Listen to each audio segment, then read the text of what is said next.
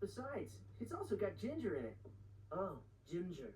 That solves all our problems. Seriously, Ben. Magister Galil pretty much.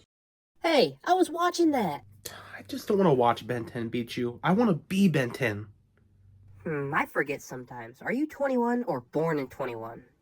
Don't you have like 3 different school assignments and exams to be studying for? I mean, yeah, but fuck that shit. I mean, I bought an Omnitrix a while back, but it hasn't arrived in the mail yet, so I'm just kind of left bored.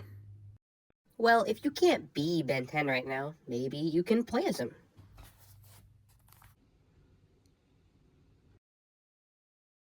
Wow.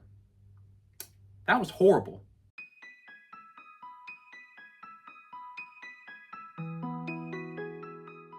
Ben 10 Protector of Earth was a pretty solid start for a series of licensed kid games. It had a pretty solid overall premise, gameplay, rewards. It felt satisfying to complete it, but I do feel like there was a lot missing. The plot for the game is very safe. You can't even turn into 10 aliens, and the combat is kind of repetitive in my opinion. The beat 'em up formula, works for kids, but as a 21-year-old man, it gets kind of boring. Which is why I was initially excited when I remembered that, there's actually a sequel for Alien Force when that TV show came out. Ben 10 Alien Force, self-titled. Now, I don't know why they went for a self-titled game, because as you'll learn, it really doesn't even get that deep as a game. But I'll give you a statement for how I feel about this game overall. I think it's a downgrade in just about every way. To kind of give you the overall premise of this game, it's basically Ben and the trio. You got Kevin, Gwen, and Ben from Alien Force. And they're helping someone named Gorvin, who is actually exclusive to this game until Omniverse, collect various artifacts from bad guys. But as it turns out, and if you play the game, it doesn't really come to a surprise even at the beginning, but Gorvin is actually a twist villain. He's actually using it to help the Hybrid, which is something that is in the TV show. And then you end up trying to take down the Hybrid, take down some towers, and that's the game. Yeah, very grossly oversimplified, but I just want to let you know that I think it's a boring premise. Although it borrows a ton from the actual TV show, it doesn't really do much, on its own. You see, the problem with a game pretty much coming out with the TV show is that there's not much you can do other than what the TV show is doing. We'll kind of get into this more with Ultimate Alien Cosmic Destruction when I review that one day, but just know that when you develop a game alongside the TV show, you get some, little things wrong, and I can actually tell from this. For example, it's really hard to put, where this would even take place if it were in a TV show, and, although we do have the trio established, I don't really know what they're doing. I mean, the story starts off with them, going to a carnival, but now all of a sudden they're doing all this. Does this take place in one night? Well, clearly not, because in the game, it turns from night to day.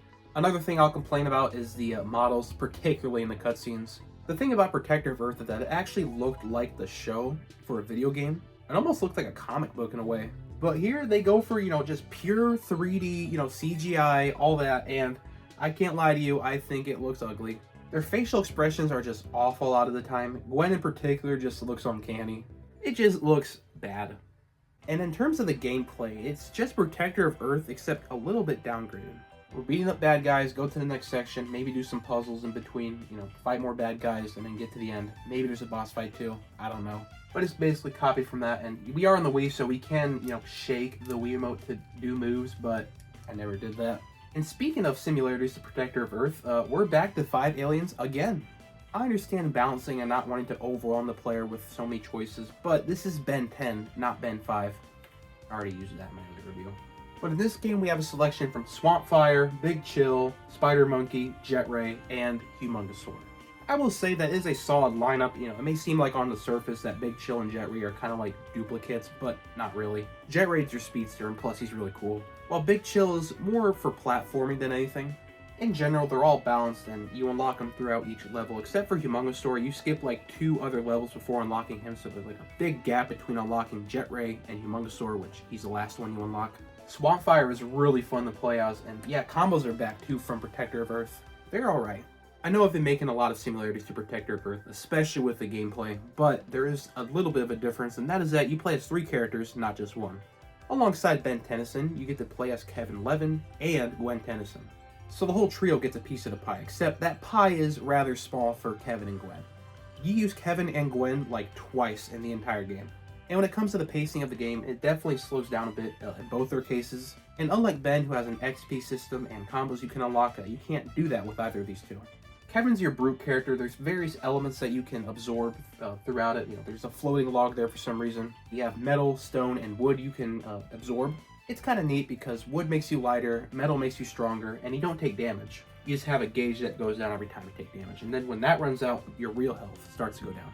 He's alright. There's this move he can spam where he just charges at everyone. It's really OP. I use it throughout pretty much the entire game. Generally, there isn't that much he can do. That's it. That's all his combos right there. And then you have Gwen, which uses her powers as she does in the show. Hers in particular makes her invincible. It's kind of cool. And just like Kevin, there's not a lot you can do with her. And I'm sorry that I write off Gwen that quickly, but truly, there just isn't that much interesting about either Kevin or Gwen. Ben's only interesting because he has the Omnitrix, and although there are some puzzle sections you do with both these characters, there's not much outside of that. I really wish we could have seen him work more as a trio in this game, but it really just seems to be Ben, focused with Kevin and Gwen kind of lurking in the shadows. Just like the last game, there's bonus content, there's this video, going to the making of the game. It's okay. You get to see the GOAT himself, Yuri Lowenthal. Let's see him. There he is. There's cheats you can do, and unlike Protector of Earth where you had master controls, you don't really get that in this game. It's kind of a cheat code you do. Oh yeah, another thing that's important to note is that the levels in this game are very long. They can span from 20 to 40 minutes. In Protector of Earth, you had 24 levels. 4 of them were like bonuses, but in this game, there's 8 long levels. And it's weird because both of these games end up having a runtime of about 3 hours, so yeah, it definitely tells with that. I mean, I feel like if a level is longer than an episode of the show, that might be a problem.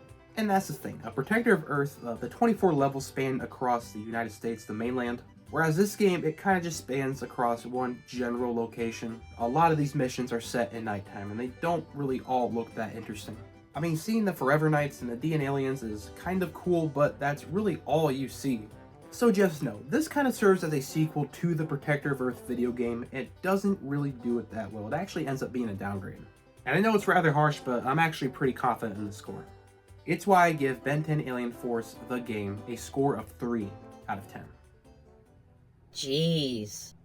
We're just 2 reviews in, and you drop a 6 and a 3? Well, I guess it's my fault for choosing a licensed kid game. Anyways, I'm gonna go back to watching the show.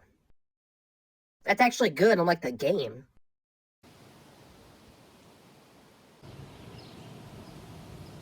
Oh, yeah.